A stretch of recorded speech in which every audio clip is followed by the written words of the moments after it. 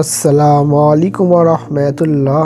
প্রিয় দর্শক, আজ আমরা এমন একটি আয়াতের ফজিলত সম্পর্কে জানব যে আয়াতটি কোরআনের সর্বশ্রেষ্ঠ আয়াত, যার মাধ্যমে আপনার জীবন পর্যন্ত বদলে যেতে পারে এর আমল করার জন্য। আজ আমরা ভিডিওর মধ্যে জানবো আয়াতুল কুরসির 10টি আশ্চর্যজনক ফজিলত সম্পর্কে। তাই ভিডিওটি শেষ পর্যন্ত দেখার জন্য অনুরোধ করছি। ভিডিও শুরু করার আগে তোমাদের কাছে একটা রিকোয়েস্ট, চ্যানেলে যদি নতুন এসে থাকো অথবা আমার ভিডিও দেখে থাকো কিন্তু সাবস্ক্রাইব করোনি, অবশ্যই সাবস্ক্রাইব করে রাখো।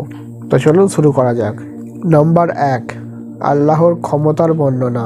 আয়াতুল কুরসি মহান আল্লাহ তাআলার ক্ষমতার বিবরণ দেয়, যা আমাদের ঈমানকে মজবুত করে। নাম্বার 2, রাতের সুরক্ষা। যদি কোনো ব্যক্তি রাতের ঘুমানোর আগে আয়াতুল কুরসি পাঠ করে, তার ওপর আল্লাহর রহমত আসে এবং আল্লাহ পাক তার রক্ষণাবেক্ষণের দায়িত্ব নেন। নাম্বার 3, শয়তানের থেকে রক্ষা। এই আয়াত শয়তানের ক্ষতি থেকে আমাদের রক্ষা করে। নাম্বার 4, বিপদের সময় রক্ষা। বিপদ আপদের সময় এই আয়াত পাঠ করলে আল্লাহ পাক তাকে রক্ষা করেন।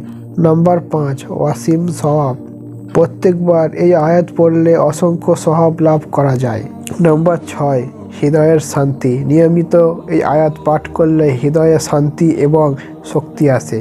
নাম্বার 7, প্রত্যেক নামাজের পর বরকত।